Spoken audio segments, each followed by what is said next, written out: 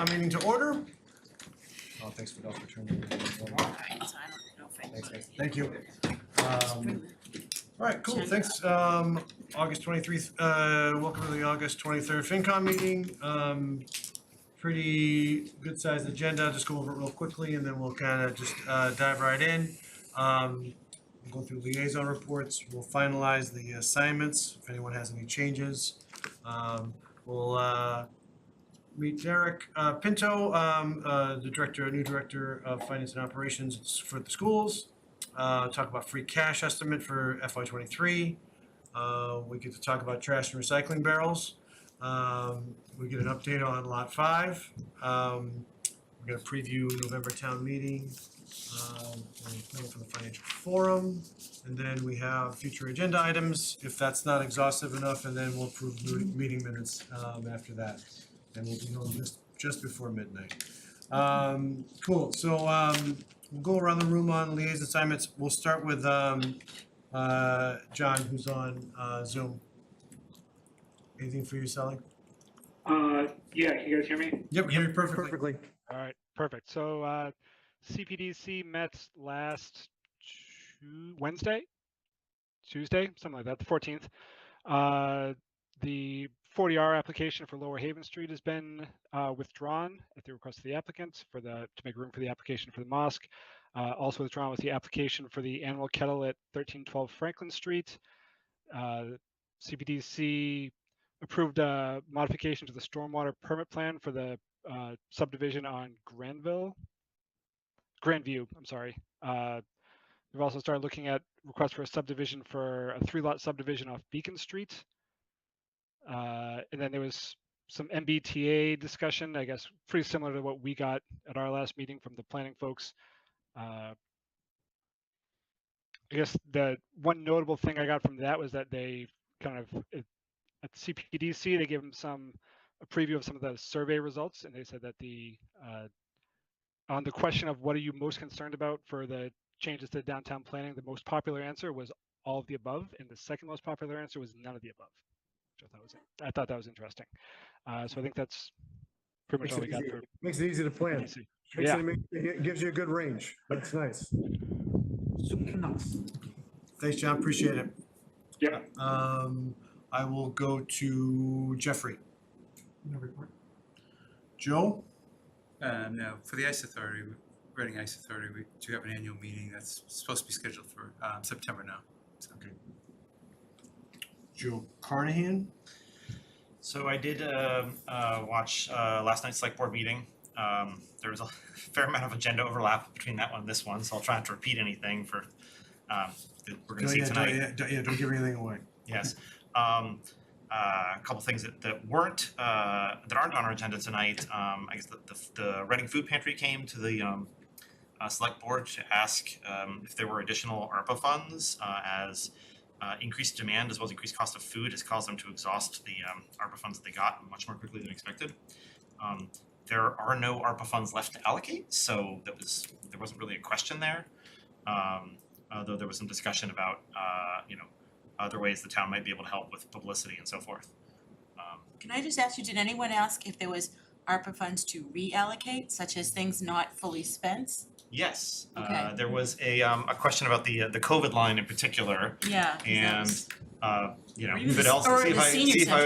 Fidel can tell me whether I was listening closely enough. I understand there was something like, so there's the community needs health assessment that is partially but not fully paid for. So there's still some money, but there's also still some expense associated with that that's left. So I don't think we know how much will be left over when that's all done. Okay, sorry to interrupt you. No, it's an excellent question. We knew we used up almost every penny, right, Joe? Everything was allocated, but let's see. There was a dog park discussion which did allude to a grant that might potentially pay for it, but apparently there's a time limit associated with that grant, which is now there's some tension between taking more time to find the best possible location versus trying to get something together in time for the grant. Nothing was decided there, but some discussion. Obviously, if the grant doesn't pay for it, that'll probably come to our attention then. Let's see. They discussed the hiring the replacement for the Director of Equity and Social Justice. Dr. Chatterjee stepped down. There was, relevant to us, because it's going to, I think, be a budget thing at town meeting, is changing the reporting for the Director of Equity and Social Justice from the library to reporting directly to the town manager, which seemed to be, everyone was in favor of the reporting structure. The only discussion was actually about office location. But so I expect we'll see something at town meeting about moving the line for the Office of Equity and Social Justice from the library budget to the town manager budget. There's trash barrels. We're going to see that tonight, and the warrant, which again we're going to see that tonight. Great, thanks, Jim. Mark? Nothing to report. I just wanted to supplement, John Sullivan's very thorough CPDC, based on just a couple of other things that I had remembered from it. And someone correct me if any information has changed. I heard that the Dollar Tree is gonna be going into the former Walgreens. That's what was mentioned, and Andrew McNichol said we're temporarily, he hopes, not at 10% for 40B, because Eaton Lakeview has not put in their building permits yet, and then once they apply, they'll put into the state. But that's just something to keep in mind as we see more downtown properties come for sale, because I saw the Reading Recap had reported that 107 Woburn, the Dowd Pediatrics, has gone for sale, and that is, I looked it up when I saw it, and it's not in the 40R district, but it's clearly MBTA Communities radius. So, but somebody could come in there if we're still under the 40B and do something, so I guess we will see what happens, and hopefully Eaton Lakeview will apply quickly. I don't know if there's any updates to what I had heard from CPDC on, like, is it definite with Dollar Tree? So there is a building permit filed for I it. see. So it's not a zoning request because That was the thing, was it Like use. the same use? Same I use. remember a few years ago, though, under Gene Delios had mentioned Dollar Tree was gonna come in, and then they weren't gonna come in because they were concerned about enough room for the delivery trucks, Trucks and traffic, parking. which is still there, Still there. but I guess maybe this franchise didn't care. That's And it, that's the one that's, that Main Street one? right across the street. So I had something from Emily. She had mentioned that SWEC was putting out an RFI to see what private entities might be interested in developing in the area. There was nothing from REC, and the only thing from Community Services is that Jenna's looking to get in next year's fiscal budget a part-time assistant for the is it VSO? That's veterans, right? Veteran Service Officer. So that's all she had on her end. On my side, I just, from the Killam School Building Committee, we are in the process now of going through the requests. So we've already, just as a quick update, we have and met the folks at Colliers, who's our project manager, OPM for the build for the site, and now we are working on the request with their help. We're working on the request for a designer, so the request for designer services. So we're in the process of coming up with that and then just to share the timeline. Timeline is going to be we're starting that piece of it now. It'll kind of end and kind of culminate by the end of November if we stay on schedule, and by the end of November we'll through the MSBA, because the interviews for the designer services kind of go through the MSBA. That will have interviews, and then in the beginning of November, by the end of November, we'll have a decision come out of there. I think it's the 21st or the 27th, and then we should know that, and at that point, then we start to negotiate for the contract for the choice. So things are definitely moving along. I think this happened after our meeting, but Colliers, and we had a, you know, kind of a morning session at Killam for the folks at Colliers, and then different representatives, folks from the school committee, building committee, were there, and we just kind of started to kind of go through the criteria, what we want out of a new Killam.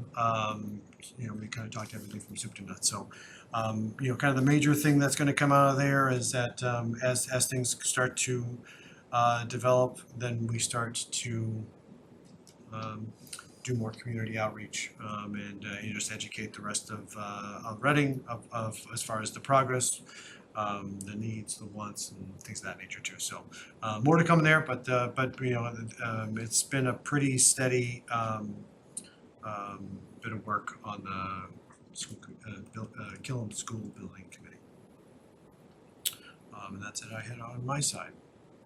Oh, Ed, just quickly. Yeah, sure. There isn't any way, like, even if we moved ahead really aggressively, could anything ever hit the this fiscal year?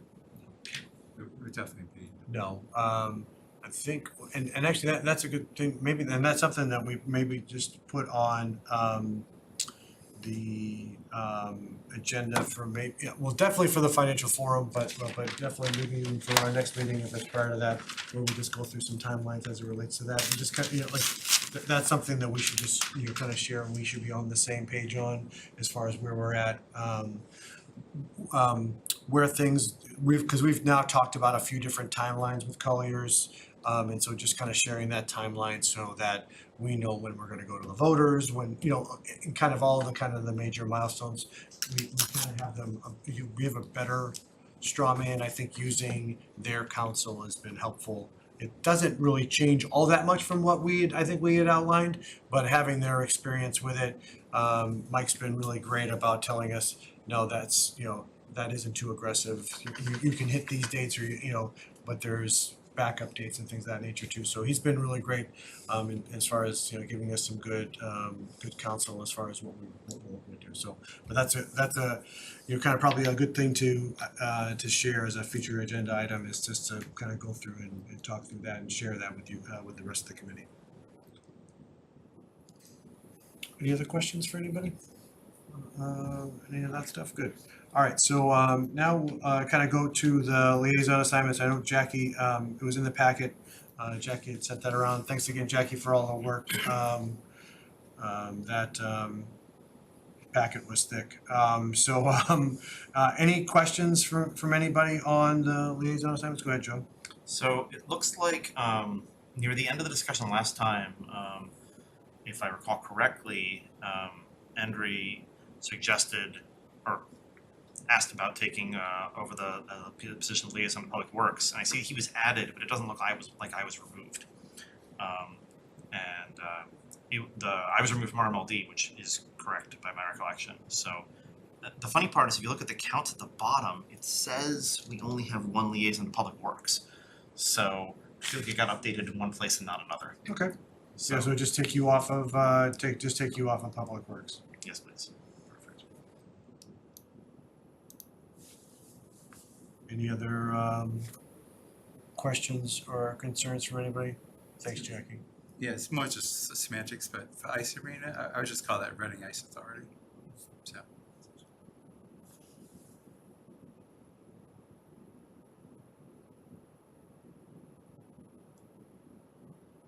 Thanks, Jackie.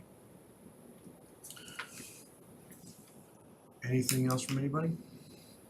Everything else good? All righty, sounds good. Thanks, Jackie, for making those updates on the fly. Appreciate it. All right. Well, Derek, we try to get you in as soon as humanly possible. So your introduction is now up, and so that we can meet you and then send you on your way, so you don't have, so you can still enjoy the evening. So if you want to come up and to the podium and introduce yourself, and really for just, you know, probably 20-30 minutes, nothing too hard. That time. I'm here. Sounds good. So it's a pleasure to join you this evening. Thank you very much for inviting me. I'm relatively new to Massachusetts. I've come by way of California. this position marks a return to K-12 for me. I've served in K-12 before as a teacher, principal in the CBO school district all in California. Acutely aware of the issues. My wife's a high school teacher, and I've got 3 school-age children, so I get to hear about I get to hear issues from the outside of the table. So as was mentioned earlier, I'm just closing out my first month here.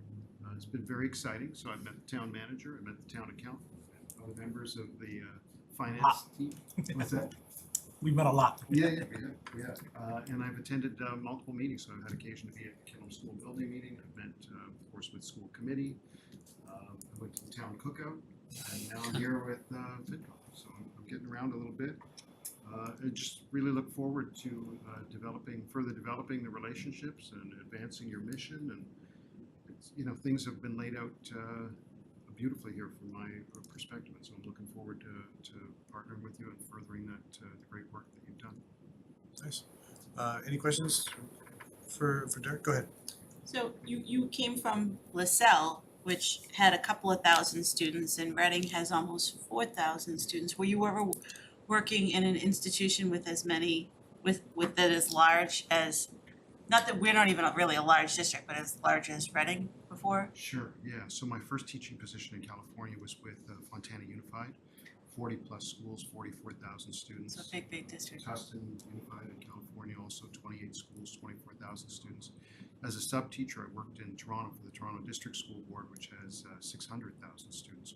I guess I meant in a financial capacity, but Oh, yeah. So the K-12 so as a principal, of course, had to manage my own budget and Oh, I see. work closely with the CBO in Tustin, and then I served in that role myself. The district was a little bit smaller here. LaSalle University, a couple thousand students, but the budget was sizable, so roughly $90 million. so is it just more getting up to speed on like the Munis system and the way we report things to DESE and that kind of stuff? A whole lot of that, it has a very familiar feel to it, but different, right? So I'm used to a 23-digit code, like in Munis when I worked years ago. Now it's a return to Munis. Now I'm working with 33-digit code, so I'm getting familiar with the, with the coding and the way things are setting up, with the budget. The involvement from the town is a very different complexion than the way I worked before. I'm working before. Yeah, All I'm very sure Susan left everything pretty organized for you. I mean, Gail was organized, Susan seems so. Yes, she's very organized. Sharon's been, made herself readily available. So I feel like I got good support, great support from town committee. So I'm feeling like being set up for success. So people are gonna continue to assist and nurture me and kind of bring me along as I get familiar with, I hope they'll be patient. Yeah. And Susan's been right there, so I've met with her quite frequently, as a matter of fact, just to, make sure that the transition's smooth. So there's backup for me. I'm not gonna step in anything early. Yeah, well, no, good luck. I've followed the finance directors ever since I had a class of 2023 kids, so I've been following the school budgets at least for the last 13 years, and every new one that's come on is like, always found new money. It seems like Susan was good with that. Gail had found something like new efficiencies, so welcome your new set of I'm eyes. hoping to continue the trend. Yeah, I think that it's going to become increasingly important now that things seem to be tightening up the way they are. Expenses are With all the rising. inflation of what schools have to get to, I would imagine. Food cost, well, the food's gonna be free from the state, but other things you have to get. Well, I'm pleased that there are 300 districts in Massachusetts, so I've got a lot of like counterparts. I just registered with MASBO, so the Business Officials Association, and got a bi-monthly coming up, and they've got intensive budget sessions in October.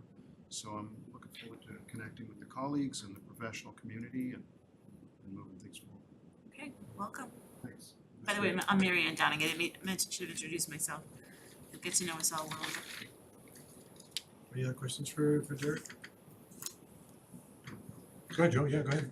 It's an easy question, but so first welcome. I'm Joe McDonough, not the other Joe. I know, I just realized, oh yeah, he can see our nameplates. James. And then like in terms of like the legacy knowledge, right? Because this is what always happens. Someone's gonna ask you like, well, 8 years ago we did this or that decision was made, Is there good documentation on that? I'm just curious, or is that, you're gonna have to spill that by talking to people? Yeah, so I think we've got some people that have been here. What's been appealing about Reading Public Schools for me is there's a lot of people that have been around for quite a while. They come and they've stayed and they work. That's, that kind of continuity is excellent. And so that institutional memory I'll be able to draw on for sure. And so, we have our own forms and repositories for conserving documents. And so I'm going to be digging into those things as we go forward. But I won't lose hope that people will fill me in and I'll be asking the right questions. Yeah, good. Well, Derek, thanks so much for coming. Really appreciate it. It's been, I'll give myself a quarter pat on the back. I was on the committee that hired Derek, so there's a lot of pressure. So like a lot of pressure right now, but it was really great. I mean, I think it was from our perspective that you came up as a candidate, and we're excited to have you. Looking forward to working with you. If there's anything that you need from us, I mean, I know most of your kind of communications will be back through the school committee, but if there's things that you need from us or questions that you have, obviously that's what we're here for too. So Thanks, thank you, I appreciate it. thanks very much for coming in. See you I'm tomorrow gonna hang in around for executive free session. Oh, sweet. Cool. All right. So now we're on to free cash. Stepping in for Sharon. Stepping in for Sharon. Continue. So everyone set your expectations where they need to be. Very low. Fidel is taking over. Sharon's on vacation, so Fidel's going to take us through the projections for FY23 free cash. Thanks, Jackie. Nice that she got the report done anyway. Yeah, I don't do this. This is all Sharon, definitely. My PowerPoints are not this pretty. Sharon was able to share, and I think she mentioned at your last meeting that this is an estimate, right? She's still working through revenue is easier, right? Because whatever you stop collecting, on June 30th, it is what it is, right? What's harder is expenses, because she goes through a process of checking with departments on any open POs that are being held, close them out. So she's going through that. We will have a firm number, or a closer estimate by the financial forum. She submits everything to DOR, Department of Revenue, for confirmation, and they essentially certify free cash. That's the action that is taken. What you see here is essentially an estimate, right? So we started the year with 19.93. And you can follow the chart, right? In free cash, revenue over budget is 3.81, and I think we've shared this quite a bit, and I can show you another report that shows this more in more detail if you like. But the major win here was interest gains on held cash. Right, so we at the beginning of the year projected I want to say $260,000, and we ended up collecting close to almost $2.5 million in that, and essentially it was it's a huge win. We're hoping that it continues into FY24, but that is unfortunately outside of our control. The other end, does that lead to we're going to have increased costs of borrowing when we borrow for things? So we went out last year, right? In July. We went out for the $2 million for the water tank. It was a small. I want to say it was 3.5 maybe. And if you recall, when I first got here, it was 0.87%. Right. This last go around was 3.5%. So it's still not terrible, compared to what other cities and towns are getting, but it's certainly not what it was back in 2021, 2022. Yeah. I mean, what are costs gonna be in the future? I don't know. So she is projecting, and this is the line that is going to be a little bit harder to estimate, but she's working on that number, which is expenses under budget. This number, we had a big conversation here, right, in April, because we did a different approach of taking savings that we knew were coming, and we used it at the end of the year to basically lower our free cash usage at the end of the year. So it was a little bit of borrowing from savings to lower the next line, which is how much free cash we used, right, in FY23. Obviously, a huge win was using the $2.2 million for the Killam School was all paid out of free cash. So no borrowing needed for that. So all to say that we feel that the estimate right now it's $18.46 million in free cash. Just before we move, one quick question from Mark. So Fidel, on the use of free cash, the 2.2 million, so if Killam moves forward, that'll all be part of the debt on Killam. Does that 2.2 come back into free cash? So no, that $2.2 million is held, right? Basically, like it's gone, right? It's held into an account. When we go to reimbursement from the MSBA, we will get a portion of that back, but it will most likely be used, elsewhere in the project. Does that make sense? All right, so it won't come back to free cash? It will not come back to free cash. Good, man. So after taking out the 2.2 and it says it's 6.57 million in free cash, I offhand do not remember what our budget support, but that leaves 4.37 million out of budget. So was the rest of that our budget support to FY23, or are there other uses of free cash? There was other uses of free cash. Some in November, some in April that we went for. Budget support was 3.28. I think so. Budget support was 3.28. 3.2, yeah, all right, I couldn't remember it off the top of my head, so it wasn't that much. 3.28. So yeah, like another million, okay. If you want to see that breakdown, I can pull that up, Marianne. Sure. Give me 1 second. Hold tight. That was one of the questions you asked, right? I wasn't sure if it was one of you two that asked. Yeah, I don't know, in my head I was thinking the 3.28. Yeah, and Joe said something similar too, I just wasn't sure which one you said it.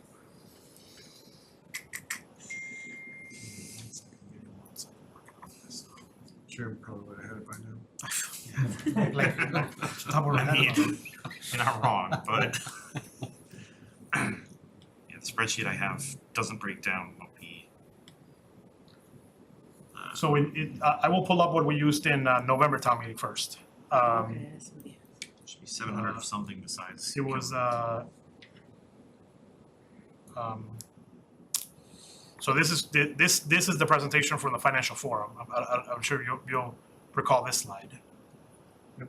Right, and this is what Right. we presented at financial forum. So in November we went for 3 different articles. Yep. that used up what's that, about $3 million, right? So it was $2.2 million.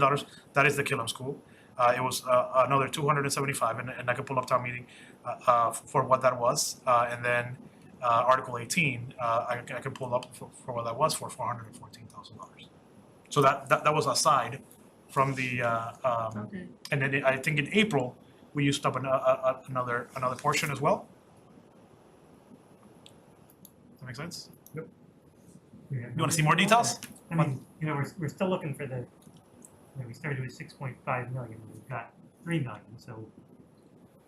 There was 3.3 million of budget support almost, and then another 3 million here. That November. basically- That's Alright. roughly. In November. This was in November, and then in April town meeting we asked for a portion of it as well. Give me 1 second. Were those the same ones we used for like equipment or trucks? Is that one of the articles? So this is what we Off the top use of my for head, in that's what we November. allocated from I know free they cash. asked for something for our Yeah, 'cause there FinCom was something- reserve. I didn't know if any of this was paying back not free cash wasn't paying back FinCom reserves anywhere in this, cause I know we put some out of our reserves at one That was like point. 10,000. Yeah. Oh, okay. So this is from April. So I will pull up the equivalent presentation from November, right? So Probably so a news story. yeah, this is a slew of things that we were asking for that all totaled out to $388,000 what we asked for in April, right? So the details of what we asked for. So and this is what I was referring to earlier, that we asked for, we took more aggressive look at our savings. So the column for decreases and tried to balance that with the increase, right? The first line was. Because at one point, that slide was a much bigger number Was a big number. for free cash. We went back and challenged that so that the number was only 300,000 versus, 388. yeah, over like $1 million. Exactly. And some of that was due to the energy piece. Yeah. Right. Exactly. Yeah, so I don't know if you want to see more detail on this, we can keep going. I will pull up the equivalent presentation of that from November. Yeah, because that one, the April one is the netting of all the, different kind of budget items. I know at that time we said no to 1 million in trash cans too. I'm kind of looking back at old news articles to Yeah. refresh my memory. And then, but then I think in November, it's more line item specific. Yeah. That's for those, Yeah, I'm looking at Article 5 from November, which was amending the FY22 budget, and that came to 468 from free cash. And that was just budget lines. Housing production plan, looks like a little fire overtime. Yeah. Um, There's kind of, it was a, reimbursing actually, yeah, looks like in November, it was $147,000 to reimburse FinCom reserves for Yeah. COVID tests and the ladder truck expense. That's the truck that you're remembering. Yep. We're getting reimbursed. what was the other, what was in 18? 18. 18 was the smart the smart growth stabilization fund that had been put into free cash, but it really didn't belong in free cash. Yeah. So we put it into the fund, so it wasn't spent, it was just reallocated. And that was that line item that we had in your summaries. So that helps kind of. Share a picture, I mean, I could put this in a spreadsheet and just say what Yeah, I think that'd be helpful. I think that'd be helpful for us just to have a, kind of a rolling record, like, 'cause going back to like the like your original slide that Sharon put together as far as when we have use of free cash, like being able to drop down and look at 6 million in one year versus, other years where I think the use of free cash is strictly what we've allocated from the budget for, versus, kind of different one-time articles. So I think it's, because I think from our perspective, I think collectively, as we've talked about it, we're always looking at trends. Sure. You know what I mean? Like, and so like where that trend is, where is going. And I think that my look upon it is, so it's those three middle lines really together, because I think over time, we're looking at, are we still being as conservative on either line, whether it's revenue over budget or expenses under budget? And if we're tightening that, then that's obviously gonna regenerate less, and that's something that we've talked as the committee a ton. Should we just be slightly less conservative instead of, kind of building up free cash, from that perspective, but then also looking at the line of use of free cash, because those go into some of the projections as far as when do we start to hit a cliff. So I think that's, those are important to be able to know, and having some of that in footnotes, I think just makes it easier for us the next time something comes up. You know, and again, we don't have a crystal ball what's gonna happen in FY '24, but it would be good to know in FY, you know, as we're talking about stuff in FY '24 and having some detail as far as what we just did and what we've done in previous years. I think town meeting members, even though this is a hefty free cash balance, if they're being asked if, you know, if the article goes through to recommend trash again, that's a chunk out of free cash, so people wanna say, well, what have we been spending our free cash on? Yep. So having the breakdown would be Exactly. helpful to show. Yeah, I mean, you know, again, so I don't wanna bury the lead, we're still in a, like, using 6.5 million of free cash and still being just a tick under what our highest free cash balance has been is, you know, again, it's a fantastic position, you're operating from a position of strength, which is great, but it's just, you're the devil's always, and that's, the devil's in the details, and these are the questions that will get asked in forums and town meetings and things of that nature, so we just probably should just be prepared for that. I'll put it together and I'll send it to the committee. Awesome. Thanks for that. Go ahead, Joe. Just Yeah, like, I anything. know I've asked this before, but like for the rating agencies, like when we floated that bond for the water tank, we always talk about our AAA rating, right? So did they bring up, like, I thought rating agencies wanted 10%. I mean, that might be anecdotal, but I mean, We do, yeah, we're at 17.2. oh yeah, no, I'm just saying, because we say that's 7%, I'm just saying for town Yeah. meeting members, and I don't even know how we could figure out, like, if we like dropped a rating down, like how much it would have cost us, like, well, I don't know, probably not. I was gonna critique the very next slide, for that reason, because the very next slide shows the 7% line, but I don't think the 7% line is as interesting as the 10% line.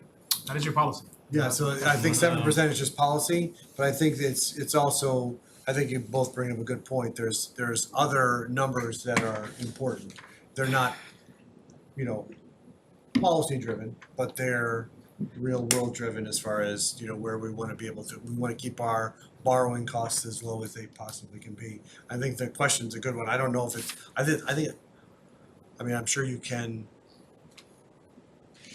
guesstimate as far as what you would pay if you were to AAA, you know, Yeah. versus, but I mean, But it's some of less that- an issue some of for that depends water on tank size. goes to the school, I'm just Yeah. going to the school, Yeah. like, so. oh, right, yeah. Yeah, and some of that's gonna be dependent upon the size, you know what I mean, so Yeah. that, But we know it won't be small. exactly, yeah.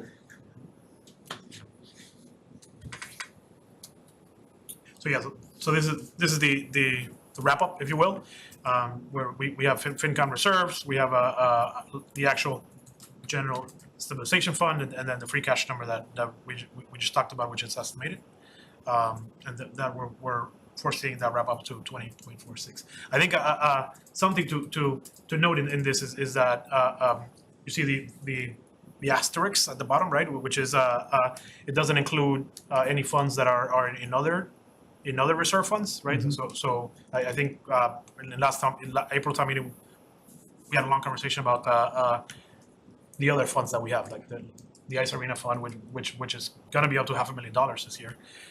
We have the downtown 40-hour incentive, which is about $500,000, and we have a few other of these funds that are sitting pretty at a nice account and are not incorporated into this figure.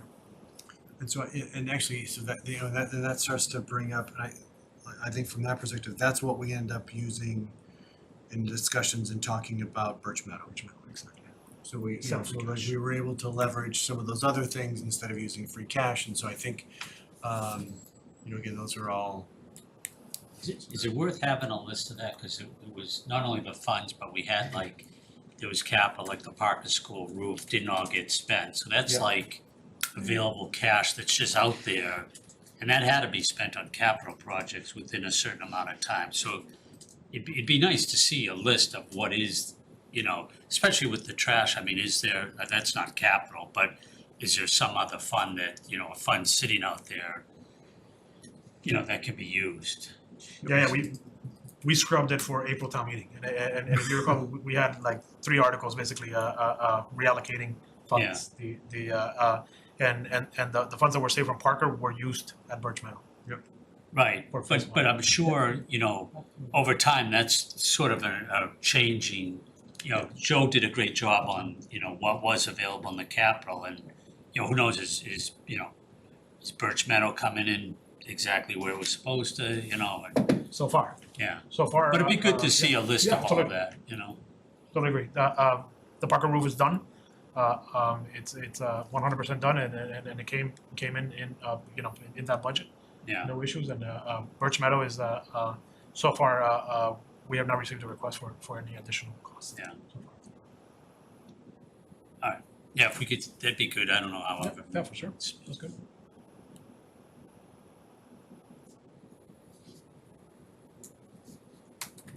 Okay. And then this is the graphic that I think you all like to see, right? Just the chart over time.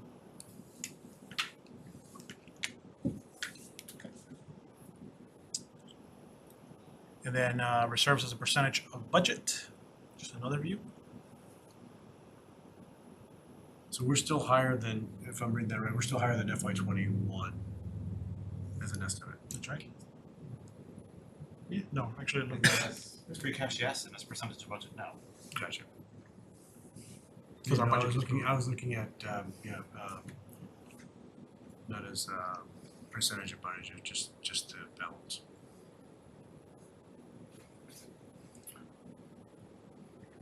Any other questions for Fidel? So I will get you a breakdown of that 6.57, and we will put together what the funds are, where they're at. And if you recall, the every April we have an article that shows basically where the reserve funds are, and they have the balance there at the bottom, so it won't be that hard to get. All right.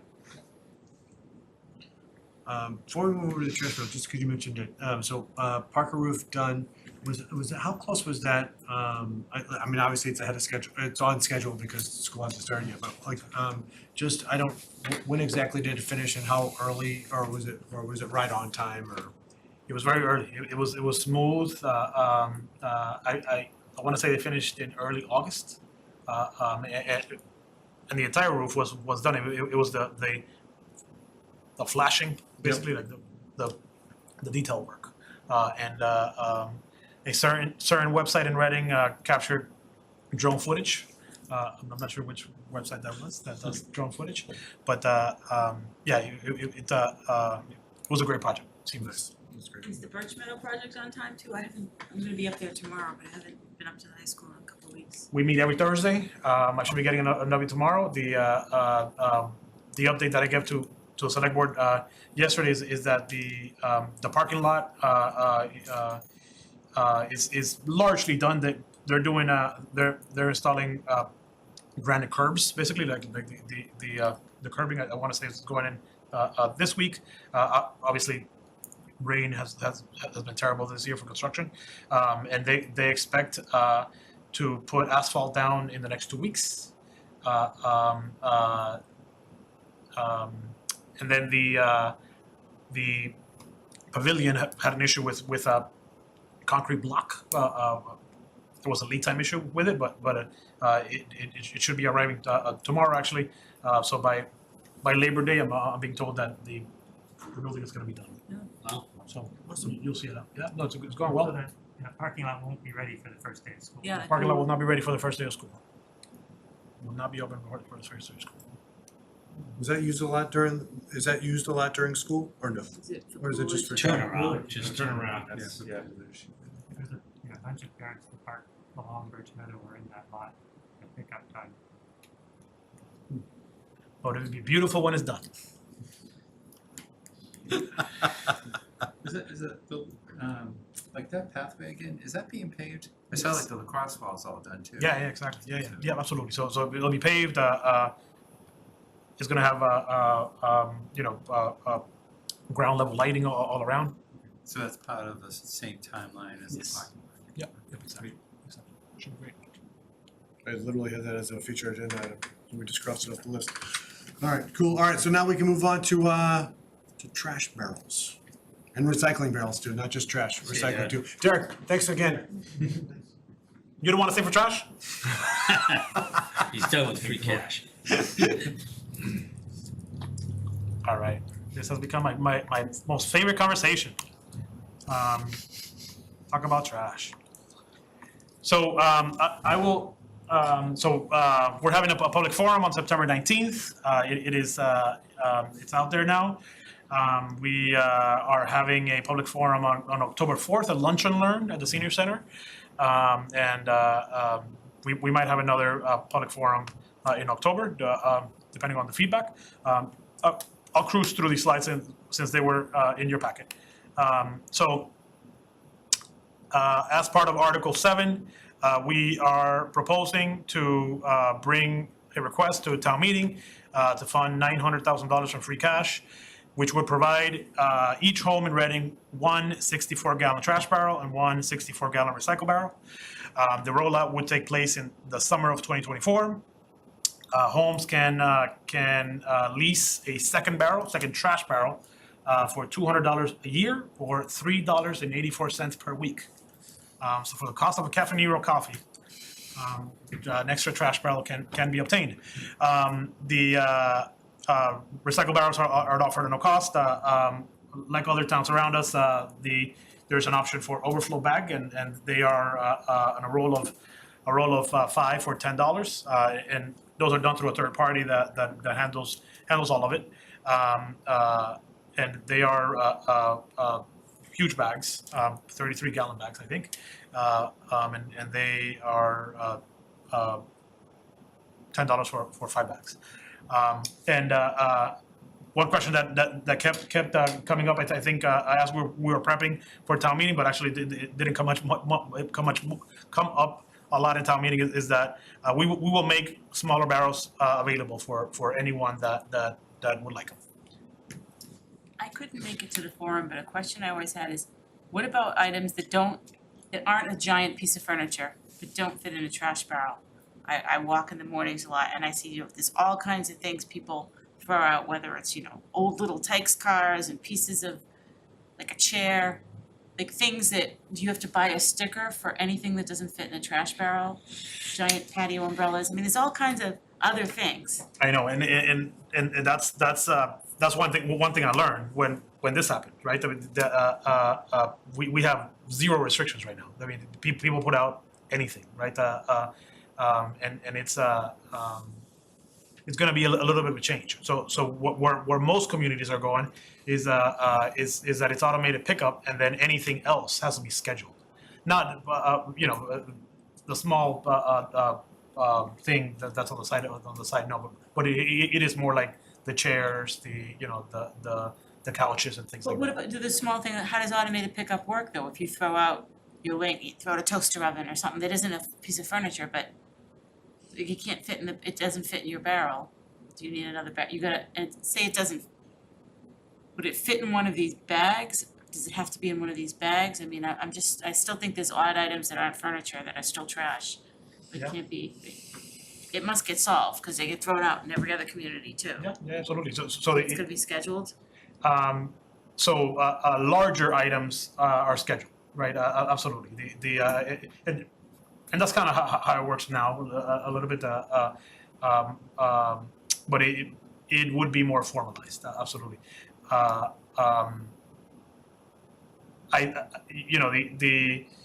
The driver, the intention is for the driver not to get out, right, and have to manually chuck everything. So if it's one or two, it's probably fine. It's just it's every home having a couch, right? That requires 2 people to pick it up, and then you got to put it in the back of the trash truck. How does the truck pick up the bags? So this is the most common way, right? Or how people are taught. The bags, is that what you said, or the Yeah, trash there's a bags? bag on top of that trash barrel in the automated machine is, so you have to position the bags a certain way, like. That's if not, the driver will probably get down and just do this. There is a human, right, and the human will interact with the trash. It's more like the actual physical portion of of lifting a garbage barrel that is probably 100 pounds. So we're gonna, like, right now, we get one oversized thing a week, that's the policy, so that's gonna go away. It is not going to go away. It's got to be scheduled. But it'll be free? It will be free for now. Be free for now Until we get the next until we get the next contract. contract, gotcha. Then it would be whatever the next contract says it is. And they are dictating exactly what it is. So, assuming this passes at next town meeting, so that it won't be an automatic pick, it'll still be the same type of truck with multiple guys on it Yeah, for now until until the new contract? Yeah. So what Republic Services has told us is that they would love to go automated before the new contract. Oh, okay. Because it's a benefit to them, right? It will help them save money. It will make it more efficient. So if we roll this out, I mean, we're still a good year away from a rollout, right? A fully executed rollout, and Republic Services has to order trucks and et cetera. So, yeah, so that was my question. Would they have to do they have the fleet to do that early, while we're still in the same contract? Or would they just reallocate ones that they already have, or? Yeah. What they told us is that they're essentially weeding out the old JRM trucks, Gotcha. right? And as they order new trucks, they are holding back from ordering, non-automated trucks, basically. They would most likely order a new truck if we were automated. And they're doing something similar with all of their towns. Yeah, absolutely. Yeah, and We're not I'll go alone. back to this. No, so why are we having this conversation? Obviously, it was because of October. I talked to myself and DPW talked to 6 companies. They all said that they require automation for any new customers, and they gave us pricing for what it would cost. And it was obviously a significant increase. And we are not alone. So it's Danvers, Burlington, and I got the numbers from Westford. So this Westford, which has 26,000 residents, I believe, a community that is very similar to us. They went out to bid. They received two bidders, right? Republic Services and Waste Management.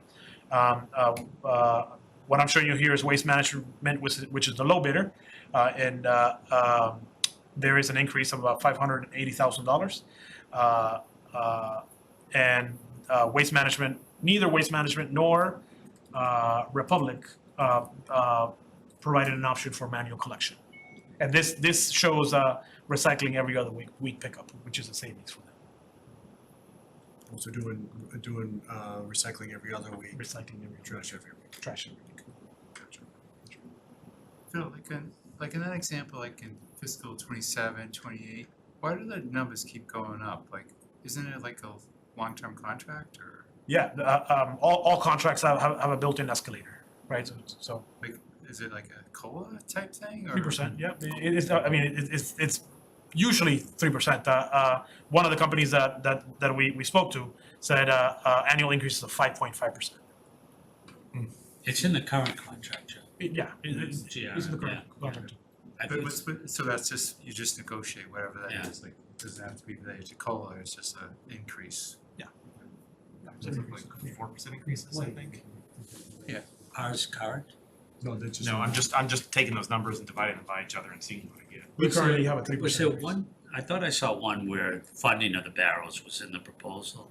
Was that, Yeah. The Westford had the option of having Waste Management provide basically the barrels, and you build it into the contract. and that was funded over like 4 or 5 years, if I remember right? Yeah, in Westford. Yeah, in Westford. I don't know that they're going to go with that option because obviously if the trash company is gonna do it, it's not gonna be free, right? Right. The barrel belongs to, you know, there's connection there that it's hard to break it.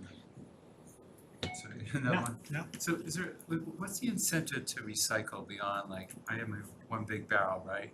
And I figure out I can recycle more, but with the contract, do we have any room to, like, what happens if our trash starts going down? Like, I don't know if we can measure that somehow, or vice versa, or it goes up, like, there's a, beyond that, a certain increase, is the contract just locked in? So there's two components to our cost, right? One is the actual truck that comes by and drives out, right? The other component is disposal of that, right? Of the trash or the recycling.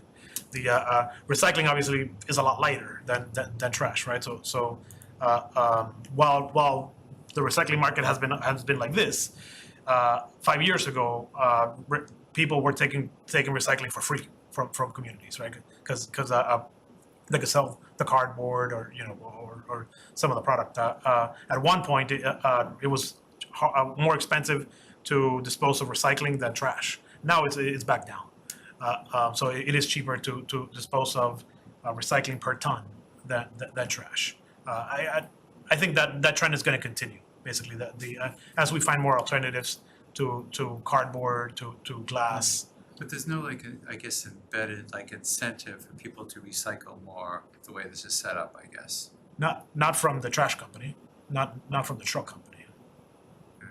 Is that what you're asking? Like, Yeah, I mean, I'm just trying to figure out, like, is there any opportunity to encourage, like, more recycling? So you're getting the free second recycling bin, right? Well, I mean, but So you- maybe from a town perspective, sorry, Joe, but maybe from a town perspective, it's like if from the town managing all of the costs, is there something that to extend on Joe McDonough's question, is there something that the town can policy wise, whatever, in order to incent and get the right kind of allocation so that we're managing the town's expenses as far as what those contracts are? Is that something that's, I think you're looking at it. yeah, I mean, we're not, well, not, but I'm saying, but I'm not saying not just from the barrels. I'm just saying, like, for what, for, and maybe the barrel, maybe this is the way it's done, but is that if there's a certain goals that the town needs to be able to hit in order to kind of keep their costs lower.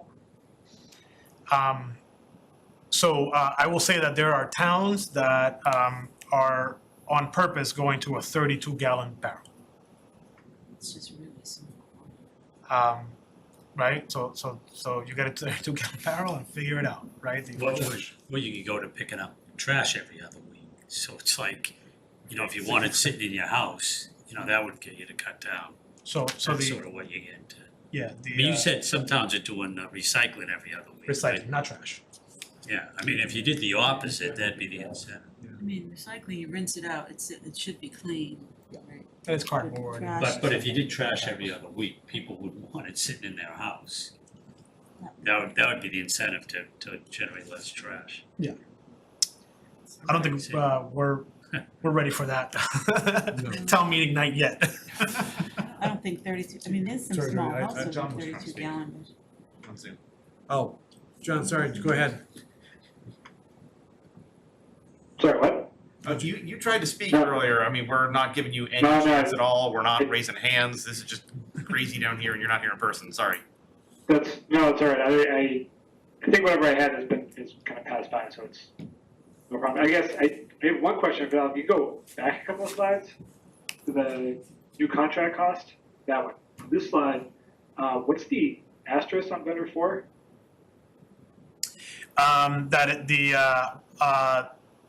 The first three vendors said per year is going to be this. The fourth vendor had a 5.5% annual escalator, and they had a flat fee plus adders, and fuel was one of them.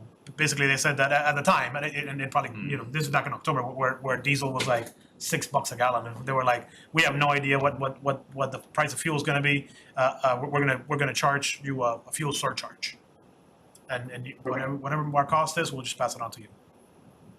And then on your second bullet point there, it says all 6 companies required automation.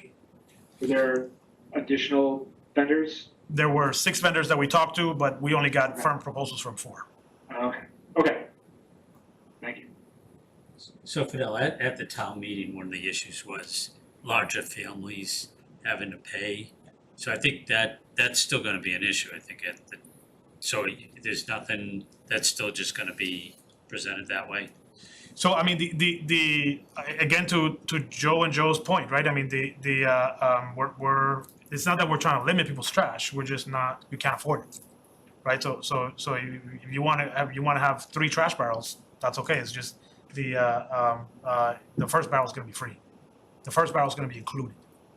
Any additional barrels are going to be at an additional cost, and it is so as I, you know, this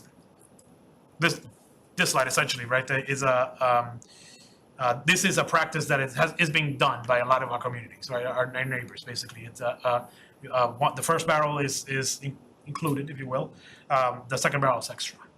And you see the communities that are there and how much they charge. The cost isn't to cover the cost of that barrel, right? The barrel cost to us is going to be about $50, right? The one-time cost. This is to fund that excess cost in transportation and disposal. Okay, all right, that makes sense. Okay, that all right, now I get it. Okay, yep, that makes more sense to me now. That's where the town is. From a compliance perspective, ideally every resident would just do 1 and 1. Sure.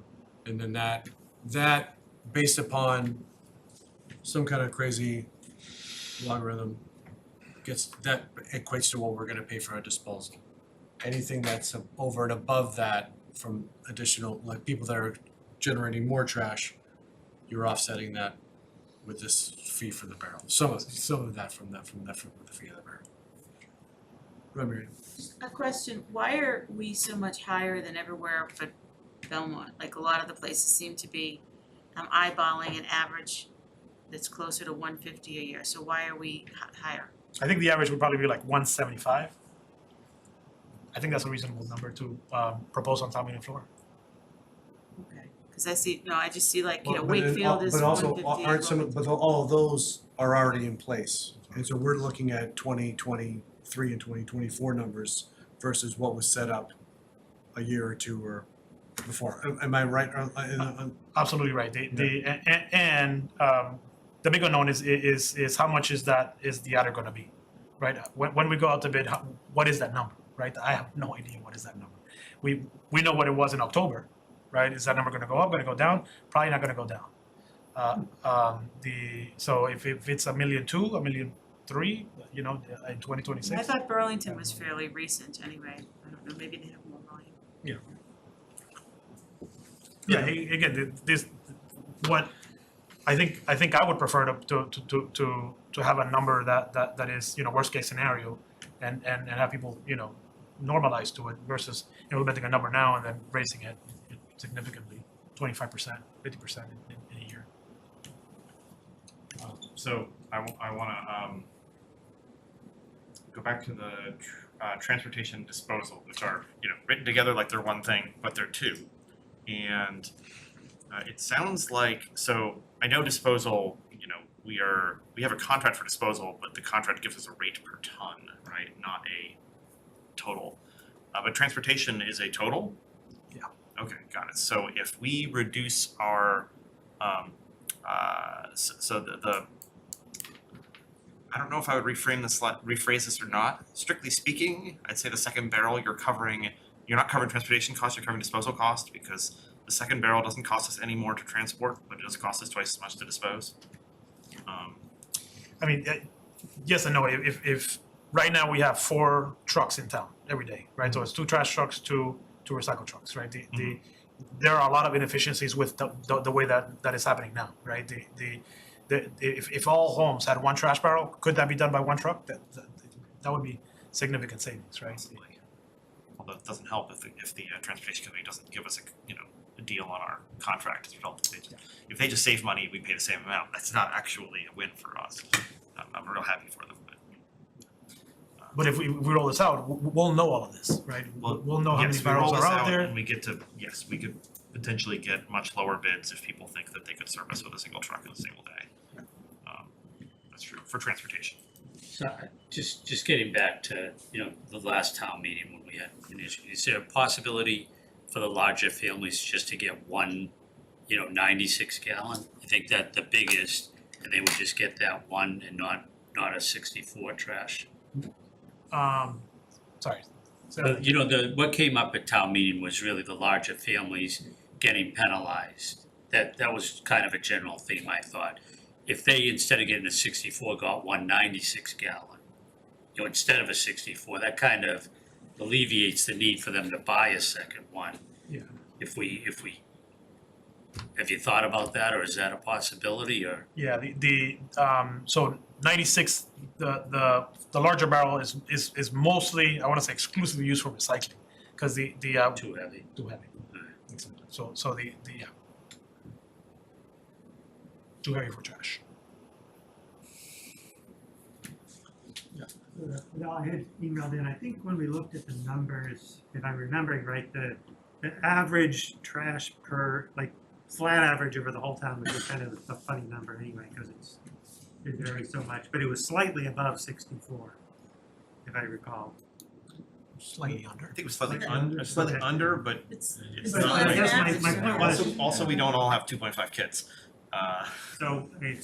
Right, it was close to the 64. My point was, it was close to the 64, and so the question was, would it make sense to offer the second trash can at $100 for 32 instead of 200 for the 64? If we figure there are going to be a bunch of people close to that 64 number, So so then we can look a little cheaper than the other communities, and yet address this.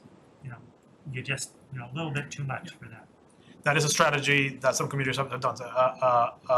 So what basically how we got the numbers that were on the screen previously is Tara from DBW basically called everyone around us and tried to get this figure.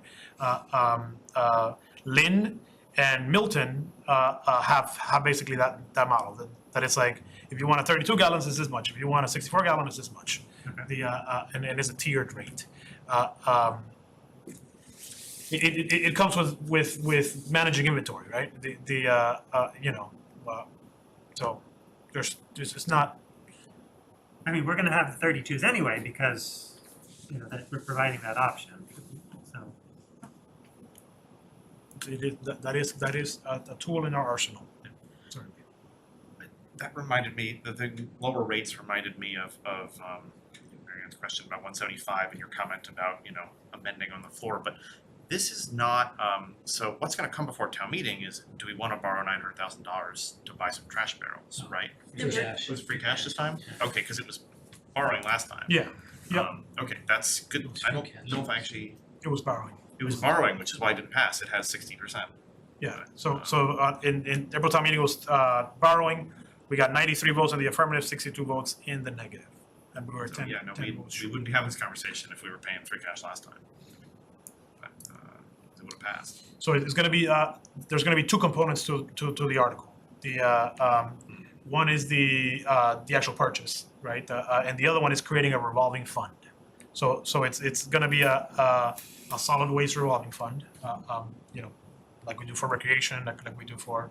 That's for the people that are buying the second barrel. Exactly. Right. So- Using that, and then it's gonna be tied to, okay, the waste. Then I have a procedural question, which is sort of how is the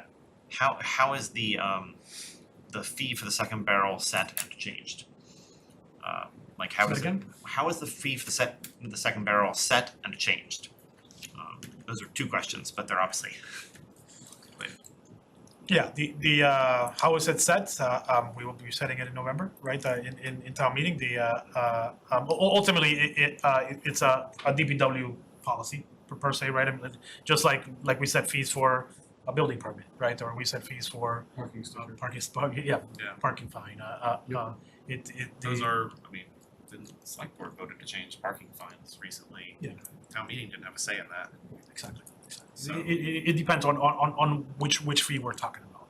I guess I'll say I think if we present this and it passes as is, right, then that fee will be, and I think that was a large sticking point in town meeting, that people didn't know what it was and they didn't trust the process, right? I think that was bigger than the fact that it was recycling. So I think if we say it's 200, and if Mary Ann were to make a motion on the floor to bring it down to 175 and it passes, then I think it'll be 175. Can I ask a question? Is there precedent for a solid waste revolving fund, or do these Yes. other communities all have that? Not all of them, but Belmont, Burlington, Ivrea found many communities that, but I know those two were the ones that I talked to a lot, Belmont and Burlington. And essentially, what this is exactly what they do. They offer a second barrel. The sale of the second barrel or the rental of the second barrel goes into this fund, and any revenue from the bags goes into this revolving fund. And the yes. I guess, I know it relates maybe to the idea of larger families. There's things that we do in this community that are based on income. And some of, we give breaks to elderly people. It may be federal, but we have different school policies that, if you're eligible for the school lunch program, something costs less for you. Will there be something like that related to trash, or I don't know if anyone would I mean, propose that. there could be I feel like seniors are not going to be applicable, Right, probably not right? them. I don't know if I they're. feel like low income is probably not going to be applicable. You don't think low income have large families? Could be possible. I don't think I said Larger that. families can Yeah, decrease right. your income Sorry. to. Yeah, you're right. No, sorry. I'm just I thinking don't know if there was an vehicle income, they if there could have been for some circumstance, income adjusted cost to help out financially challenged families with the cost of the second barrel if they had to, I don't know. Yeah. We do that with other things in town. We do. It's easier to do it when it's something that already exists, like One-off like kid, like yeah. income.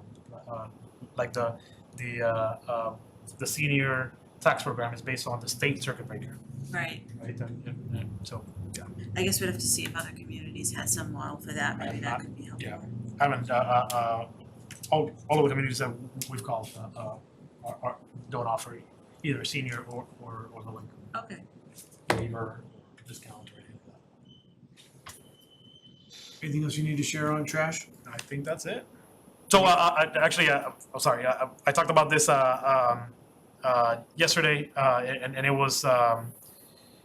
I think at town meeting there was a lot of discussion about, is this going to be a tool for tracking my trash, basically, tracking my barrel, and I just wanted to, and I'll say it in the forum. I called the 6 companies that I talked to, and I called the trash barrel companies. They told me that as of the days of the call in the state of Massachusetts, there is no one that is using the trash barrels to track how much waste is generated per home, and they explained that the reason is purely technological and cost. That in order to have that kind of technology, you would need something attached to the trucks that either has a reader, on the truck, and is tied to a database that connects basically that data. There was a letter to the editor that I had an example, I think, from Florida, but I have not been able to track down if anyone has used that in Massachusetts. Anything else? Yes, sir. Could those RFID chips be used to figure out If there's a dispute about whose trash barrel is whose, Yeah. if a barrel's lost or stolen or?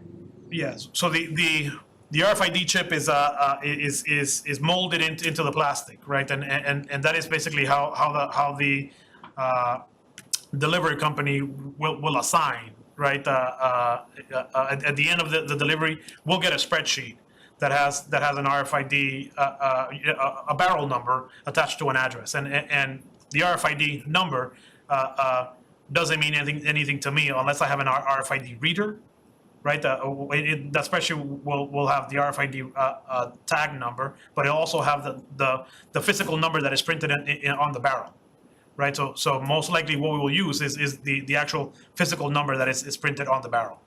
And I think this picture has, I don't know if it's small enough, but if you see in this picture, right, all barrels come with an individual number. In order to be able to track that back to the home, we need an RFID scanner, and we need to have a database that is able to scan. You scan that, and then it tells you that it's John Sullivan's barrel that was delivered on blah blah blah. I haven't talked to our technology team about implementing a solution like that yet. I'm sure they will love me if I bring that up to them. Especially on a windy day too, everybody's barrels are gonna look the same. You want the number anyway to find your own barrel. I'm gonna decorate mine. Yeah, no. So No confusion. we have these in my house, and at the top of the barrel, you write your address in a Sharpie. I actually saw these automated things in action when I was in Houston last week. So I looked out and the trash truck drove up, had this little arm that went, grabbed the thing, picked it up, dumped it, put it back, and kind of dropped it there on the side of the street. So it was pretty quick. He had a little thing that he just kind of lined up the truck, and it had a little bit of play back and forth, but the truck was kind of lined up with the trash can right out there, grabbed it, and put it in. Sorry, one last trash question. On, is there any restriction on weight? Have you thought about that? Because same thing, like I was at my son's house, and we were doing all this demo work, and we just loaded up these barrels, and we saw the truck come, and we're not worried because it's just like an automated, truck pickup, And I know people throw like toilets now. So I don't, Yeah, there's another example. There is your whole barrel, I'm just picturing. Yeah. I mean, Some of those cinder blocks right? but A couple of broken like, cinder I don't know blocks. how you enforce that, but would they, in the contract, would they have weight restrictions or? So in many ways, I would rather that arm pick that up than have a human, right? No, I'd rather have the arm, but I'm just saying, like, people throw a lot of like heavy stuff in them. I haven't heard of an issue with that. I mean, but that's the problem with the bigger barrel. That the bigger it is, the heavier it's going to be. Yeah. So yeah, right, with the 64 gallon ones, I haven't heard one of like, the barrel's too heavy. Like it pulls up and it just goes. So quick. Yeah. But the new contract, there'll be two parts of it, the trucking and the tipping fee, or one. No, so we have two contracts today, and all communities have two contracts. One is with the company that owns the trucks, and the other one is either the incinerator or the landfill. So we will have two or one? We have two today. No, We will no, continue to have two. forward. In 20, with the new contract, there'll be two still. Yes, They expire at different times, so they're off a year anyway. and they're with two different entities.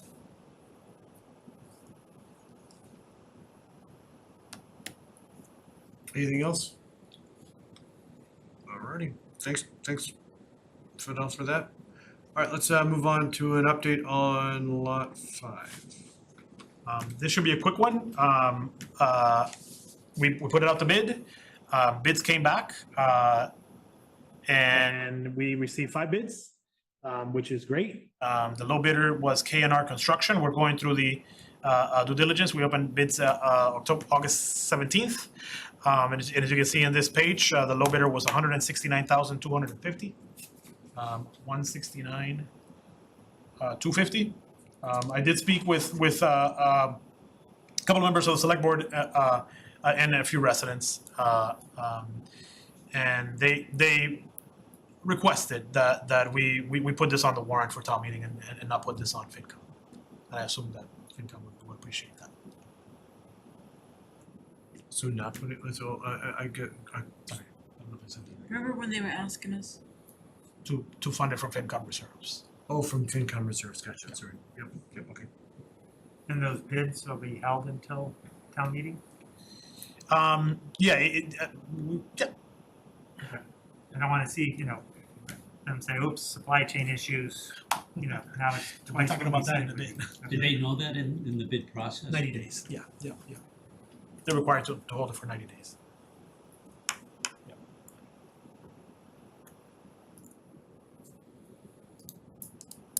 Sorry, I'm confused. So are we saying that we would look to use free cash for this?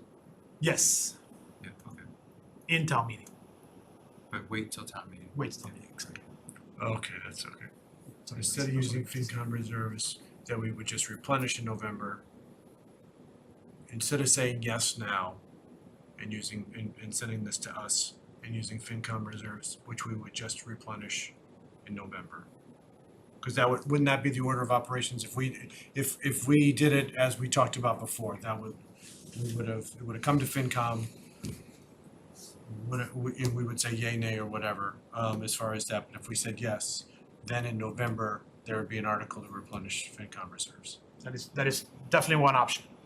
The other option is to not put it before you. Just skip a step and just go right to town meeting and instead of, Doesn't it need Ask town them for meeting free approval cash. anyways? If FinCom reserves are at your discretion. So we could do it, and then if town meeting hated us for doing it, they would just not give us anything. I mean, I don't know. That was- It's safer to I've never just seen take it out of anything free like that. cash. That's not the purpose of the reserve. and we were talking about the first option of going to using the FinCom reserves. Was it just for a deadline purposes, or was there another reason why we're doing that, or? I don't recall. Yeah, we had residents that came from Family Circle, and it said essentially that the parking impact was creating a safety issue, and they requested that the select board move faster than. Gotcha. But the traffic stuff that they've done since then has alleviated that? I think it's quieted down. Gotcha, okay, yep, and so, and from your perspective and a select board perspective, the urgency to take the original option is not there, so you don't need to go through FinCom reserves. That is my understanding as of right now. Perfect. Okay, sounds good. Any questions for Fidel on that? Anybody wanna spend FinCom reserves? Nope. Good. That's good, I don't wanna be the Easy guy. question. Yeah, that was the easy one, that was a layup. Awesome. All right, so now we're talking November town meeting. All right. Before we dive into town meeting, I wanted to bring you up to speed on a matter that we talked about yesterday that has impact on town meeting, which is in FY22 we budgeted for a ladder truck. Who's got an email? So you emailed us during the meeting, Fidel. Yeah, I know, I gotta look at that, I saw that email, I was but. gonna say, it's I'm unfair to close this Ed here. Yep. He's doing this on paper. Yep. And we talked about it yesterday at the select board meeting. We received this on Monday, so this has been a very quick evolving matter. So in FY22 we funded a ladder truck capital. It was $1,366,000. So it was $1.4 million. We ordered it in March of 2022. We received on Monday, August 21st, a letter from the manufacturer saying that they are passing on a material cost increase of $125,000 for said ladder truck, and basically asked for us to pay it. We are having a call with the manufacturer on this matter, but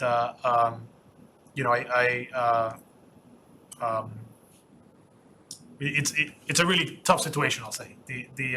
The truck is from 2008, and it's 15 years old right now. It was slotted for replacement in FY22, right? So it's not like we have a lot of leeway, a lot of runway. Our fire chief called the other manufacturers and said, and by the way, this has, if we were to buy from somebody else, we have to bid it out. We gotta start fresh. We gotta cancel the contract and bid it out. And this vendor put that as an option. Like, hey, cancel the order, walk away, no harm, no foul. We haven't paid for the truck yet because we pay for it when we receive it. So the legal is looking into it right now. Now, what legal avenue we have. I know it's extremely frustrating and unfortunate, but you know, I think it's one of these things that we could try to enforce a contract and file a lawsuit. I don't know what the outcome of that lawsuit could be. I feel like we've seen this before. Was there a different truck that Jane, had a did similar this happen to problem? Jane? This happened in Jane with a DPW truck. Okay. That came before you in June, and it was a very similar matter, but $10,000. There was another, there was another There was fire. there was another. There was Yeah, that the pump. The It was Well, delayed, it it was was- like a You 4-year split lead the time or difference with them, something. right? Okay. That's the ladder truck. Yeah. And you know, they sent us a letter in it, you know, where they explain, you know, it's 3 pages of reasons why, right? That they documented. The fire chief heard that Stoneham received a similar letter, Worcester received a similar letter, Lowell received a similar letter. You know, it's not unique to this truck, and it's not unique to Reading. And he called the other manufacturers, and essentially the other manufacturers said we are feeling the same thing.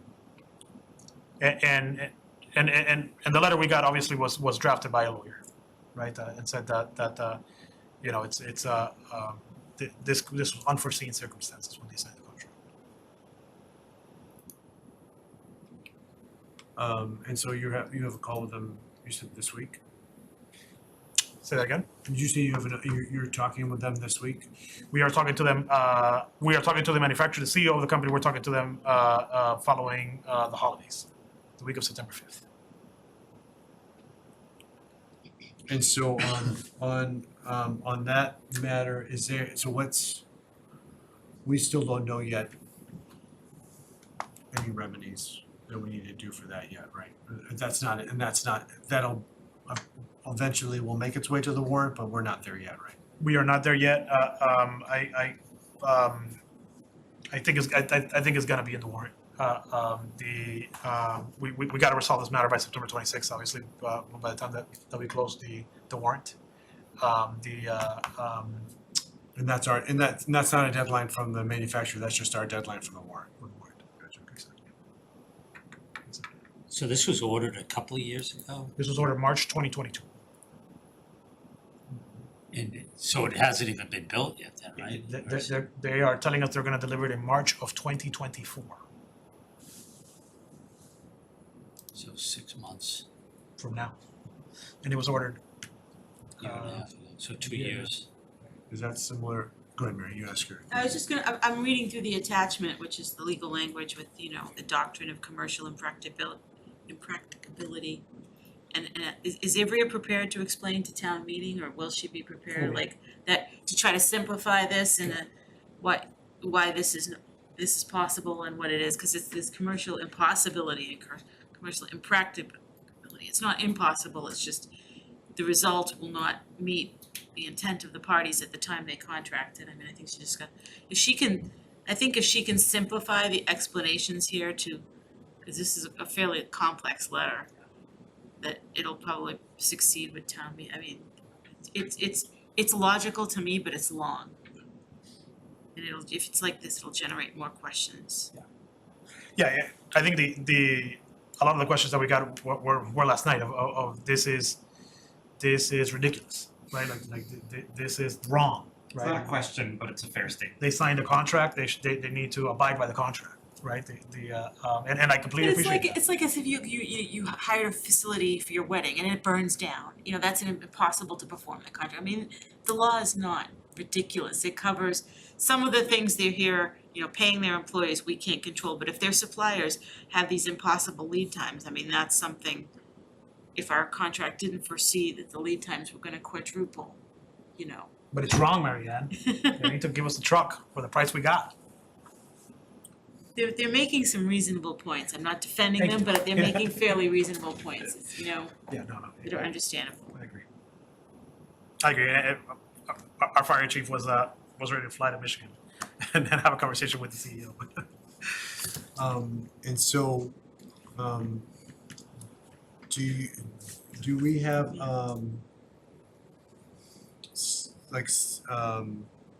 any kind of pulse as far as what happened, how Worcester and Stoneham and the other town you mentioned, are they still in flight or are they already resolved? Did they do what we were gonna do, right? Yeah, so Lowell canceled the contract. Lowell canceled the contract and chose to do something else with the truck.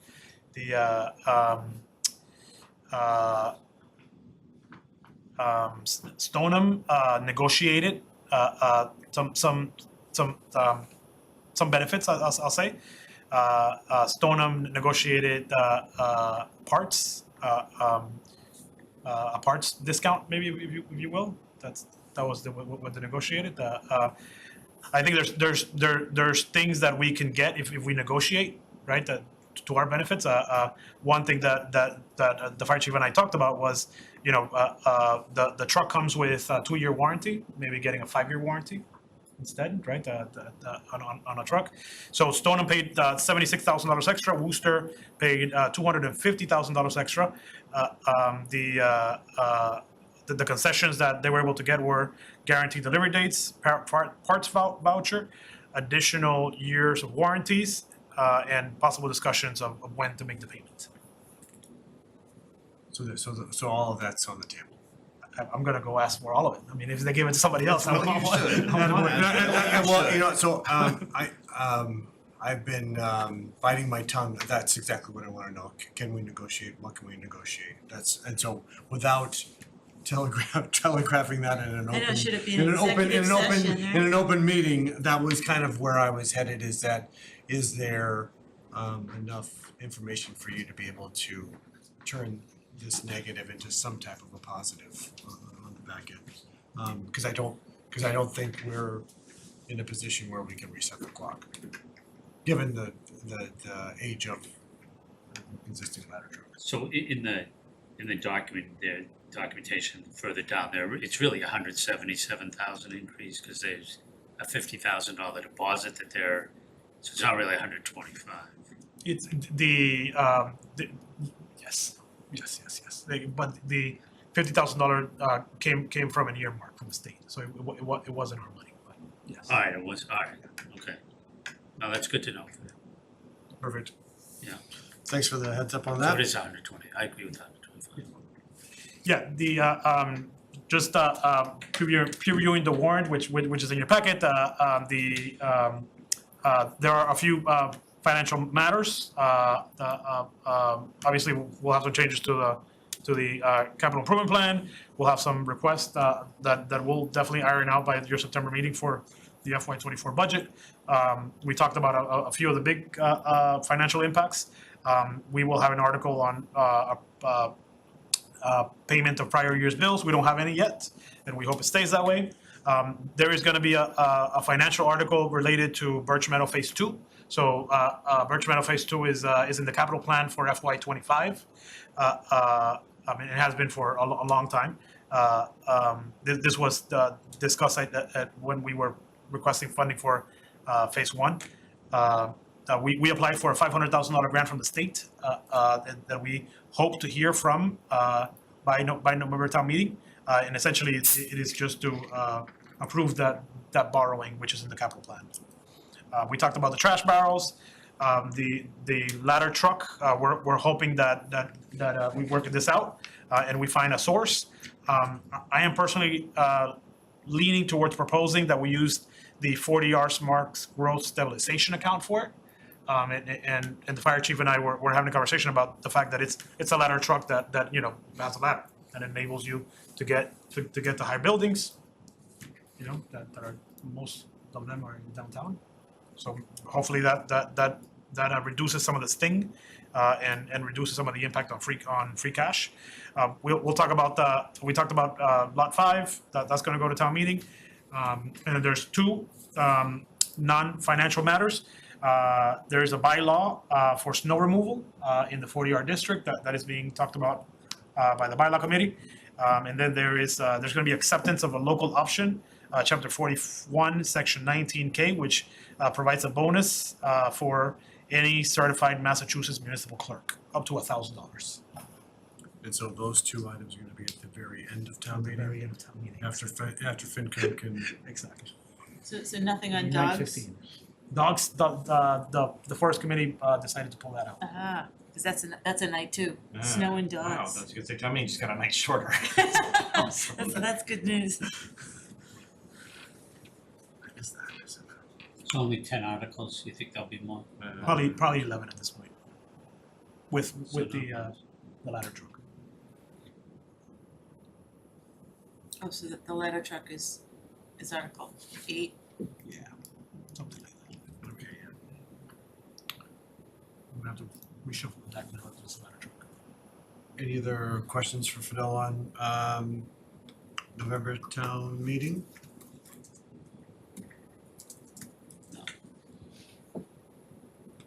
John, you okay? Perfect. Cool, all right, thank you, thanks for that, thanks for the update on the ladder truck, that was, it's unfortunate, interesting though, you know, give it a basket of lemons, you can make some lemonade out of it, so, all right, so, now on to financial forum planning. So we got a date, right? It's Jackie, it's September 20th. I think that's right, September 20th at 7 p.m. We're thinking of hosting it here, but we can move it to the schools if we'd like. I think the last one was in the schools, but it's up to you. We had it at the library once too. So we're just gonna have one financial forum, or do we think we need two this year? I mean, other years we've had the special town meeting. It's the 20th. Yeah, the 20th of September. At 7 p.m. 7 o'clock? Yes.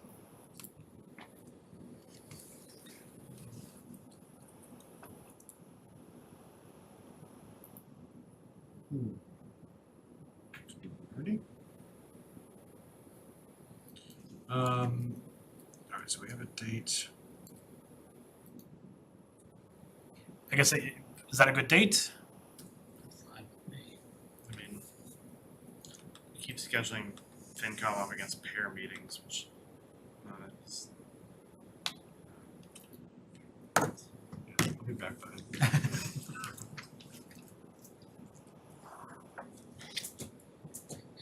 assume that every other time they come up with something else for someone. I'll be back by then. Yeah, so that's fine, I'm fine. This is just, I'm fine. are there any back to school nights that night? That's just what I'm gonna That's check. a good one, question.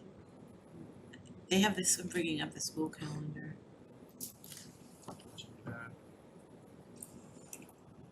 I mean, if we had, While we're pulling that up, just, have we talked about, or have we started to think about topics for the forum?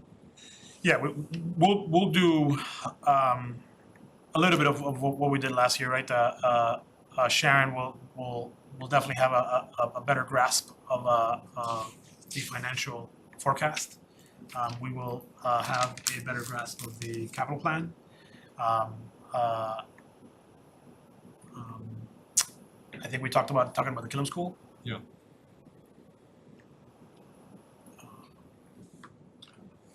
Go ahead, Joe, I have something going to do. Okay, so on the subject of scheduling, if we're only having one, it could potentially be later than the 20th. Wondering. I know last year we had two, so we definitely had to have one like into September and then one in October. So I just have an answer that the only back to school night is pre-K on the 20th. I don't know who that impacts on the boards that are there, but it's, Don't think it doesn't impact anyone on. So that is the agenda for. I'm mentally running through all the members I'm of all the thinking of boards. Sean Brandt has young kids. I can't speak for him on school committee, like if school committee's coming to financial forum, but He would probably wanna be there, though he's obviously had a several One kids year, ahead of his we had a youngest. financial forum on a high school back to school night, and I went from one thing to the other, cause it was all in the same building, and preschool could be that way, I have no idea. you could do both, anyway. What, by pre-K, they mean specifically Rise, right? That's- Right, yeah. I don't know if his kids might go somewhere different, he's the only one I know with I don't pre-K. remember, but you're right, he's the only member of the Any of the boards. relevant boards that I think are, has kids that age. Yeah, but anyway, just that's the school calendar that's. If you were having something at the high school, there wouldn't be that many parents that would be there for Rise anyway, so that wouldn't interfere with FinCom that much. Whereas high school curriculum night would be a lot of people, but that's 13th. While you've got that open, is anything coming on the 27th? I might itch for the 27th for my I don't know, my husband's birthday, but no, nothing on the high school. Actually, yeah, it just says, no, nothing on the school calendar on the 27th.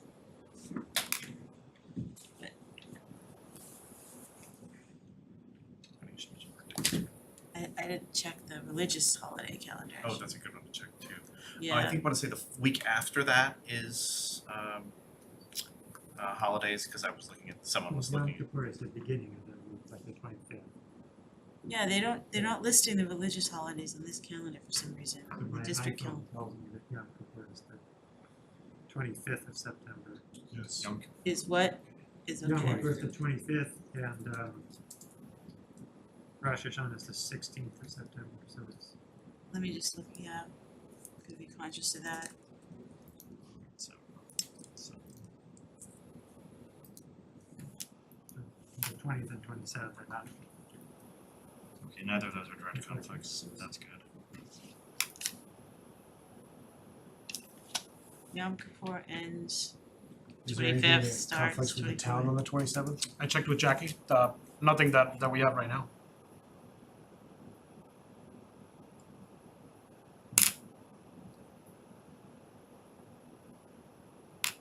I'm just thinking if we give ourselves a little bit more time, there's a chance for us to meet before that.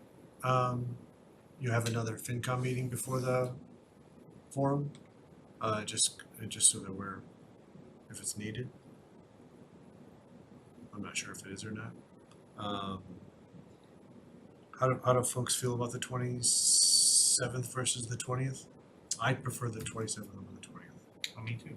When does the warrant need to be finalized? You said the That's what I was gonna say, the 26th. 26th. So, But we could have a meeting just about the warrant. So that's We what. did that last year. Yeah, so I actually, When finalizing the warrant, we vote to recommend articles after the warrant's finalized, right? Or before? I think it was after. Because otherwise we have to meet twice because somebody's gonna bring something in at the last minute. I think that's right.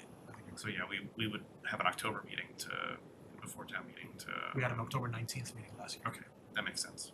where it was just the vote on the warrant.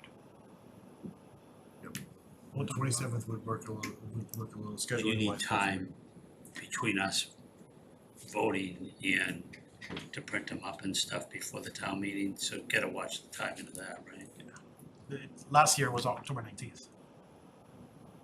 And when was the town meeting? November, it's the same, November 13th. This year's November 13th. Anybody else have a feeling on the 27th versus the 20th? Anybody I care? suppose we should ask Henry and Emily. If they don't show up to meetings, they don't get, I mean, 20th, John's on, I mean, so I mean, hey, people can make it happen. 20th's better for me, but if it has Yeah, I to be know. 27th. yeah, 20th would be better for me, just because of the 20th personal I'm things, good but either. That's why you're one of our favorites.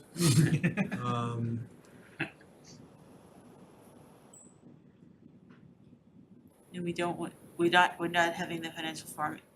Instead, like one in October, we wanna have it early. I guess there's no reason, there's no advantage to having the financial forum in October instead of September, just having one. I don't think we have anything that's. Yeah, I mean, last year we had to, but I feel like maybe it wasn't so necessary. Yeah. It's the same people going to all. I just didn't know if any additional things would be coming up with there's no new things that would come up with the senior center, SWEC or Killam that would have financial impact changes in from September to October. So Nothing I can think of on the Killam side. it's just all putting out for bids and getting bids back. We'll be in the middle of that.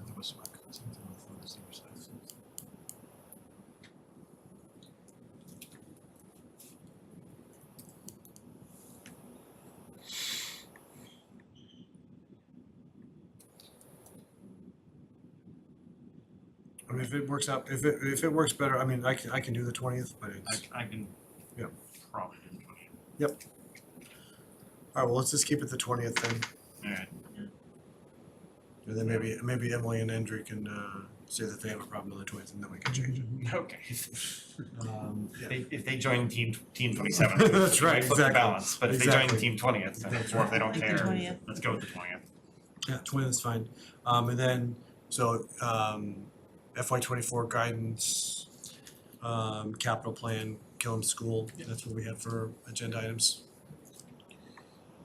Yeah, the guidance, budget overview, Budget overview. free cash. Yeah, school finance review, something like overview. Go ahead, Joe.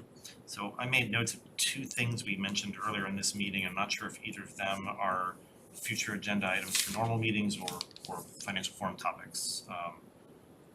One was the 7% policy that we keep saying and then saying, but we don't actually mean that, we mean 10%. And once you say that enough times, I wonder why 7% is the policy. And then the other, Yeah, it was increased from 5% Yeah, we did increase it. Yeah. wow, in recent memory. okay, Yeah, we did. good to know. I mean, that's, Alright. it was pre-COVID, so I don't know how long ago it was at this point, but 5% capital. no, it was 5% was the free cash to budget ratio before it was raised to 7%. It sounds right. Remember that? Yeah.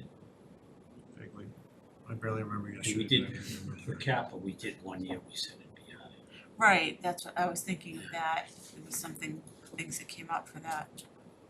No, I think that 5% to 7% was more of a, that was pre-COVID. It was definitely pre-COVID, yeah. So, Yeah, and I not- couldn't tell you not- how many years pre-COVID it was. but it was- or 14. Yeah, no, it was, but the 5 for capital is what we've done. And that is the more, kind of fungible, when it's the less of a, that one's more at our discretion, so, that we hadn't reset up policy. I don't want to start a discussion about something that's not on our agenda tonight.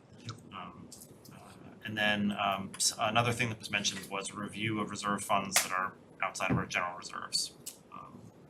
Although again, we're doing our darndest to spend all of them, which I think that's what they're for, but But it'd be good to have better clarity on that than those. free cash. No, But yes, good to know whether this how many rabbits are left in this particular hat. Would Yeah. be good to know. And all of them come with a little, criteria.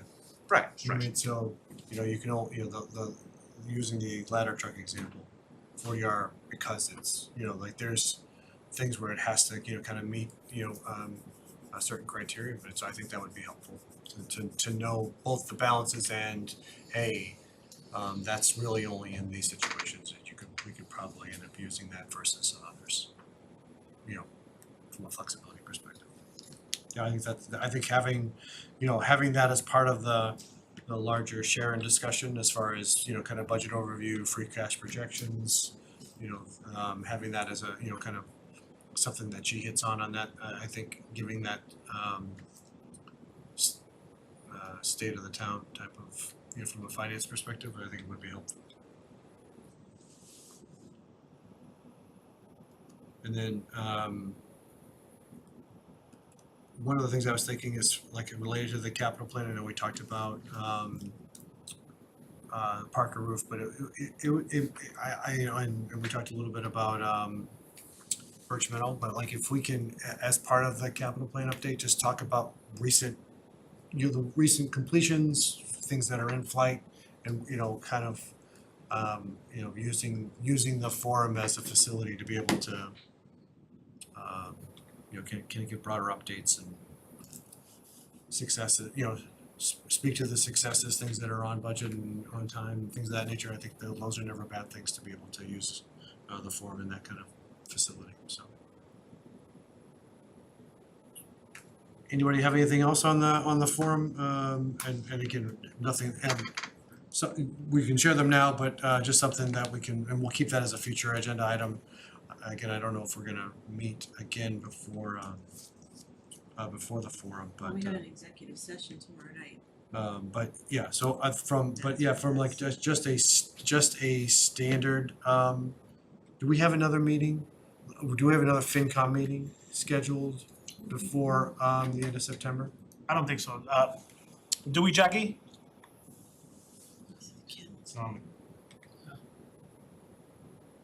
No, the next one I have is the September 40th.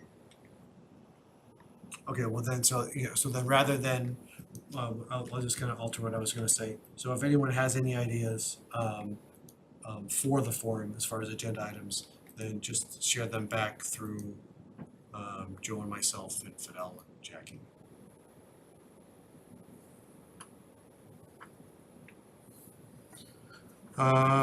Cool. Would you like to have the forum here, or at the library, at the schools, or at the library? I prefer the public library, as if it's available. I would rather go public library, school library here. No offense to this room, we spend enough time in here. And we wouldn't pay. When we had the when we had the schools before, we had room for all of the boards to be around some big thing, but we could do that still with the public library, right? Yeah. Yeah, I mean, It's our meeting, but yeah, there's it's a enough big room for enough, everyone. it's a big enough space that we can all fit. Schools and select board. Sorry to interrupt. Can't do the I schools. actually do have the library community rooms reserved on both September 20th and October 25th. Yay. Thank you. Okay. They're already, so you're saying they're already reserved for us, or they're already booked? No, for us. Oh, good. Sweet. That's why you're the best in the business, Jackie. Jackie's on it. 20th, library committee room, done. That should make the meeting minutes too. You're the best in the business. Thanks, Jackie. That would be great. I'll be sure to amend the minutes when, if that's not in next time. Perfect. That sounds great. I think that's just it's always nicer in there.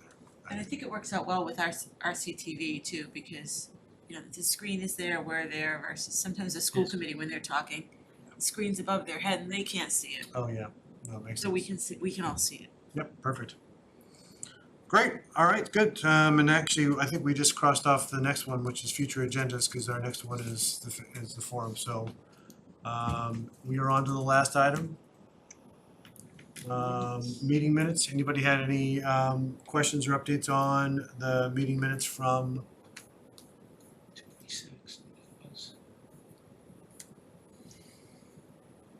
1 minutes. Well, that was our reorg, yeah, from July 26th, yep. I didn't have anything on my end.